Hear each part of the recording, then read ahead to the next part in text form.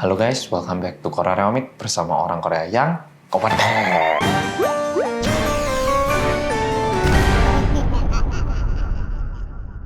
Oke, polo-polo, ini merupakan video Rinding Dong yang kedua. Langsung kita mulai. Mungkin polo-polo udah pernah dengar, jangan sembarangan bawa pulang barang yang ada di jalanan ataupun dimanapun, karena bisa jadi ada yang punya atau menempati barang itu. Pernah dengar kan ya? Sama halnya di Korea. Kejadian ini terjadi pada dua anak perempuan bernama Jiul dan Sona. Mereka ini bukan orang Seoul, tapi karena mereka berhasil masuk di kuliah ternama yang ada di Seoul, mereka berdua ini pindah ke Seoul. Dan mereka memutuskan untuk tinggal bersama. Polo-polo ngerti kan ya, meskipun kadang kita itu teman dekat, kalau tinggal bareng itu jadi nggak nyaman dan jadi cekcok. Tapi mereka berdua ini udah kayak keluarga. Mereka itu tinggal bersama juga, nggak pernah tengkar, selalu damai dan penuh dengan kebahagiaan. By the way, mereka berdua ini anaknya ceria banget. Dan untungnya mereka berhasil menemukan, ya bisa dibilang tempat yang kecil, tapi cukup untuk ditinggali berdua. Sampai suatu hari saat Sona membawa pulang sebuah barang. Suatu hari Sona ini membawa pulang sepeda besi yang agak tua, warnanya putih tapi catnya udah mulai rontok, terus gigi-giginya, rantai-rantainya itu sudah berkarat gitu. Tapi nggak tahu kenapa Sona bawa pulang ini. Jadi pertamanya Jiul sedikit kaget melihat Sona yang bawa pulang sepeda itu dan bertanya kepada Sona, "Ini kenapa kamu bawa pulang?" Sona bilang, "Oh, aku kebetulan pengen olahraga, lagi cari-cari sepeda. Tadi waktu pulang aku nemu ada sepeda dibuang, ya udah aku bawa pulang." Itu katanya. Dan sepedanya itu cantik banget. Jiul yang mendengar itu kayak, apa? Ini. Sona menjawab, "Iya, ini mau tak bersihin terus mau tak pakai nantinya. Karena atau bisa olahraga, udah gitu gratis nemunya."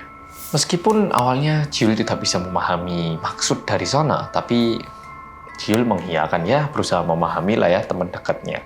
Udah gitu melihat Sona yang membersihkan sepeda itu, akhirnya kayak, oh ya udahlah sepedanya bakal dirawat jadi nggak apa-apa.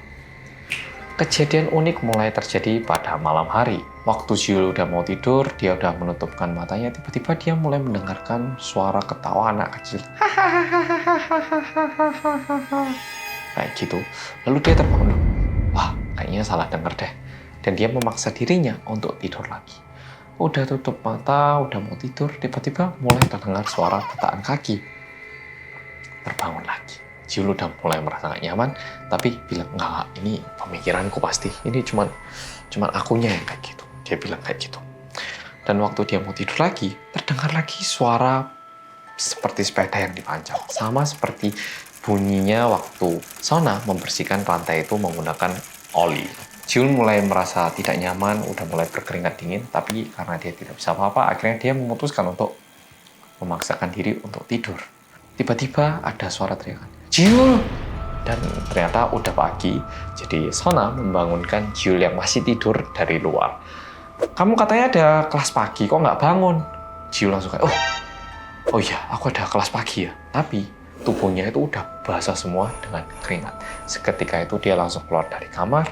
Jiul menanyakan ke Sona, "Kamu kemarin malam nggak dengar suara-suara aneh atau kamu nggak benerin apa gitu kan ya?" "Enggak tuh. Ada suara tak kemarin?" Sona menjawab kayak gitu. Akhirnya Jiul kayak, oh mungkin aku salah dengar. Ya udahlah gitu. Kabar buruknya, hal ini terus berlanjut hingga 1 minggu. Dan yang membuat Jiul lebih stres adalah hal ini cuma terjadi kepada Jiul. Akhirnya karena dia udah benar-benar lelah, suatu hari dia mengajak temannya, teman kuliahnya, Mijin, ini juga temannya Sona gitu, untuk menginap bersama di tempatnya gitu. Dan kebetulan hari itu Sona bakal pulang agak telat. Jadi Jiul dan Mijin pergi ke tempat tinggalnya Jiul dan Sona untuk bermalam. Dan seketika nyampe di rumah itu, Mijin bilang, beneran loh, makasih udah mau nemeni aku di sini.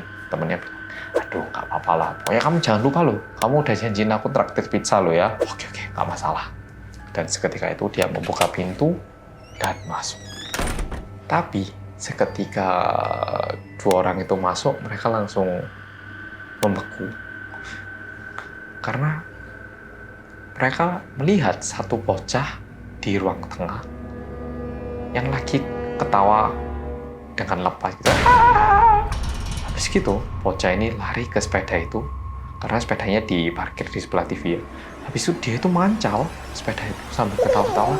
Dia naik ke saddle atau tempat duduknya sepeda dan lompat-lompat di situ.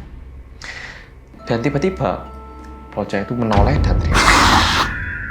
Sehingga Jiul dan Mijin langsung lari keluar dari rumah itu ketakutan dan mereka saling menatap dan bertanya, "Kamu tadi lihat?" "Iya, aku lihat. Kami lihat." Karena ini begitu menakutkan, mereka memutuskan untuk bilang ini ke Sona. Waktu disampaikan, pertamanya Sona bilang, "Kamu ini guyonan ya, bisa aja. Nggak mungkin lah." Dia nggak percaya. Tapi karena Jiul dan Mijin bilang terus-menerus, lama-lama Sona jadi marah. Bahkan dia bilang, "Kalau kamu nggak suka sama sepeda itu, aku tak keluar rumah wis. Kalian tinggal berdua, aku tak keluar rumah. Aku tak pindah ke tempat lain sendiri, nggak apa-apa." Jiul yang merasakan sebuah keanehan akhirnya memutuskan untuk membuang sepeda ini dan meminta bantuan kepada Mijin untuk membuang sepeda ini. Untungnya Mijin mengiyakan itu dan mereka membuat rencana. Oke, besok Jiul bakal ngajak keluar Sona sampai malam. Dan waktu nggak ada orang di rumah itu, Mijin bersama 5 teman lainnya pergi ke rumah itu untuk membuang sepedanya. Dan 3 diantaranya cowok, jadi bisa dibilang ya 6 orang dewasa kuat kan ya buat angkat sepeda. Tapi sepedanya ini terasa begitu berat, bahkan mereka begitu kesusahan untuk membawa turun sepeda ini. Karena rumahnya itu di lantai 5, jadi untuk membawa ke lantai 1 ini membutuhkan tenaga yang super. Padahal waktu Sona membawa barang ini ke lantai 5, dia itu bisa mengangkat sendiri. Untungnya sepeda itu akhirnya berhasil dibawa turun. Dan karena rencana mereka adalah membuang sepeda ini jauh-jauh, mereka sudah menyiapkan mobil juga. Dan seketika sepedanya ini diangkut ke mobil, dan mobilnya juga mulai kempes. Mijin dan 5 orang teman lainnya udah merasa ini sepeda nggak bener ya. Kita harus buang, gimana caranya tetap harus kita buang. Dan setelah sepeda itu mereka buang, Mijin menghubungi Jiul. Sepedanya udah kita buang, aman deh.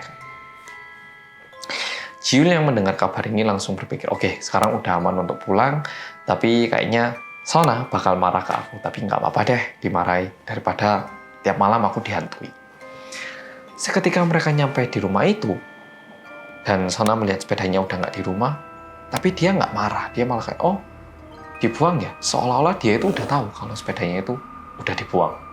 Jiul jadi bingung. Kemarin waktu dibilangnya hal seperti itu, Sona nggak percaya dan marah-marah, bahkan mau pindah rumah.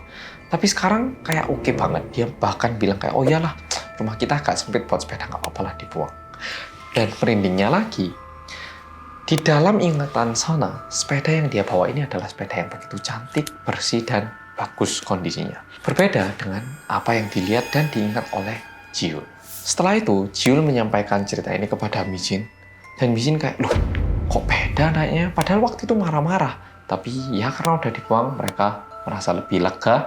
Dan setelah itu, Mijin menanyakan hal ini kepada saudaranya atau sepupunya yang kebetulan memiliki kemampuan untuk melihat dunia-dunia mistis gitu ya. Dan setelah diceritai bahwa sepedanya itu begitu berat untuk dibawa turun dan semuanya itu, sepupunya bilang, itu bukan sepedanya yang berat. Waktu itu kamu bilang Sona bisa bawa naik sendiri kan ya? Waktu kamu angkat itu, sepeda itu diduduki sama pelakunya. Gimana ya? Merinding nggak? Kalau merinding bilang apa? Rinding dong. Oke deh, jadi hati-hati saat membawa pulang sebuah barang yang tergeletak di jalan. Bisa jadi ada apa-apanya, oke? Jadi selalu berhati-hati, berharap Polo-Polo terhibur dengan video kali ini, dan sampai jumpa di video Rinding Dong berikutnya. Oke deh, makasih sudah nonton, bye-bye.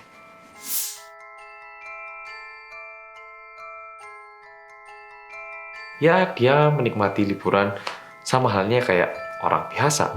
Mereka langsung menuju ke halte bis yang terdekat. Dalam kondisi seperti itu, dia tuh sempat melihat ada satu cewek. Dia dengar, tapi kayak seolah-olah ini bukan suara yang keluar dari mulut gitu loh. Dia itu mendengar ada suara teriakan yang kencang, dan seketika itu dia juga merasa sebuah hantaman di kepalanya dari belakang. Wah! Dan kalau misalnya seseorang membalas, orang itu bakal kayak diduduin dan bakal diganggu selamanya katanya.